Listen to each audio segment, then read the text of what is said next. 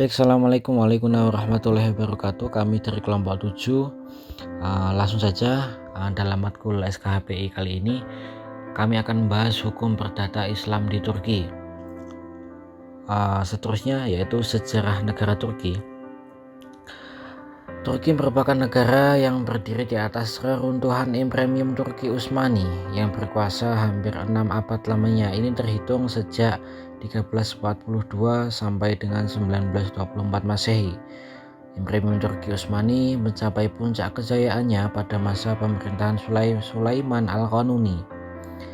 Wilayahnya meliputi banyak sekali, antara lain Asia Kecil, Syria, Irak, sampai wilayah-wilayah kecil di Volga dan wilayah perbatasan selatan Rusia.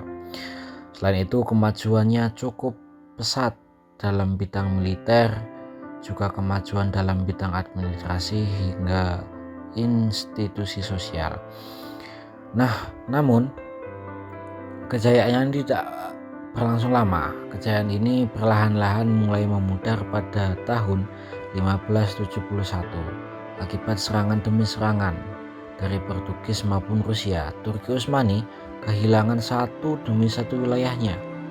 Sampai di penghujung awal abad 19 Masehi, Turki Utsmani masih mengalami kehancuran total. Munculnya gerakan Tanzimat, yakni gerakan pembaruan Turki yang mendorong semangat berkorbannya nasionalisme, yang pada akhirnya melepaskan identitas sebagai bangsa muslim. Puncaknya terbentuknya negara Turki sekuler di bawah kepemimpinan Mustafa Kemal Atatürk. Kesultanan Utsmani secara resmi dihapus pada tahun 1922, ditandai dengan terbentuknya negara Republik Turki, sedangkan kekhalifahan Turki dihapuskan pada tahun 1924. Menginjak di letak geografisnya, Turki adalah negara transbenua. Wilayah Turki yang termasuk Asia mencakup 97% dari negara. Wilayah ini terpisah dari Eropa. Turki oleh Selat Bosporus, Laut Marmara, dan Selat Dardanella. Wilayah Eropa Turki terdiri 3% negara. Wilayah Turki memiliki panjang lebih dari 1.600 km atau 990 mil dan 800 km atau bisa disebut 500 mil. Dengan bentuk persegi panjang kasar, negara ini terletak antara garis lintang 35 derajat dan 45 derajat utara dan bujur 25 derajat dan 45 derajat timur. Hukum keluarga di Turki. Yang pertama ialah pertunangan.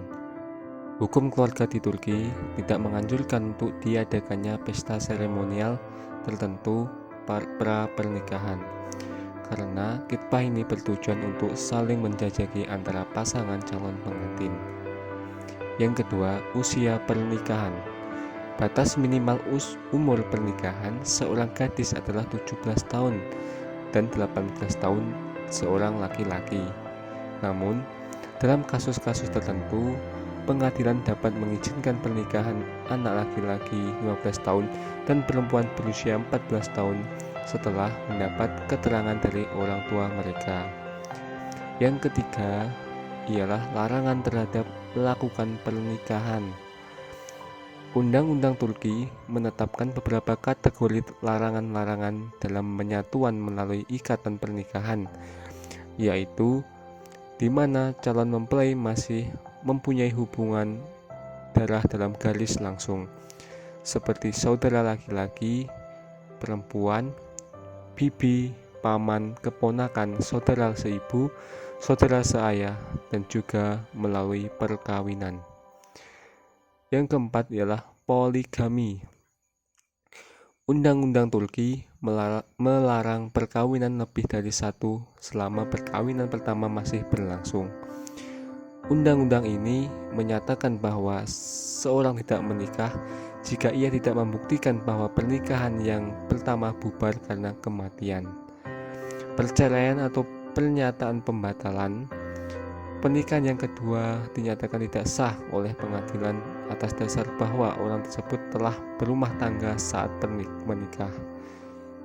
Diperbolehkannya poligami oleh Al-Quran dalam kondisi tertentu telah dirubah secara sukarela oleh Muslim Turki.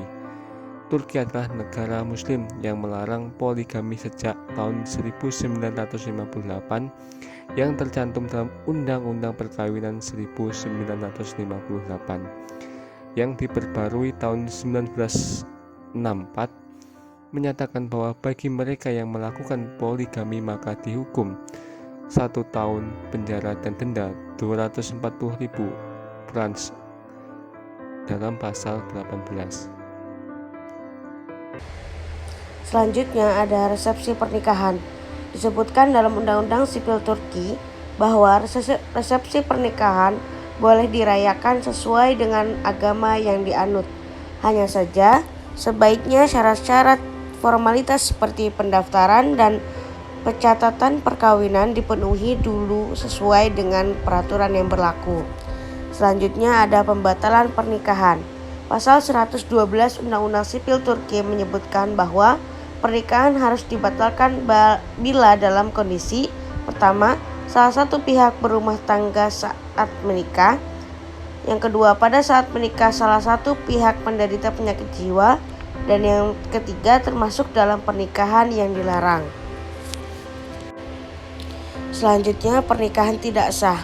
Pernikahan tidak sah ini bisa tidak sah karena banyak beberapa alasan. Jadi jika beberapa alasan ini tercantum atau dilakukan, maka pernikahannya tidak sah. Yang selanjutnya ada perceraian. Undang-Undang Turki menyebutkan 6 alasan yang membolehkan perceraian terjadi. Jadi jika di luar 6 alasan ini, perceraian tidak bakal terjadi dan bisa juga terjadi konsiliasi. Yang selanjutnya hak waris. Ahli waris pertama itu untuk keturunan dari orang yang meninggal. Baris kedua, jika yang meninggal tidak mempunyai keturunan, maka orang tua dan keturunan mereka mendapat warisan.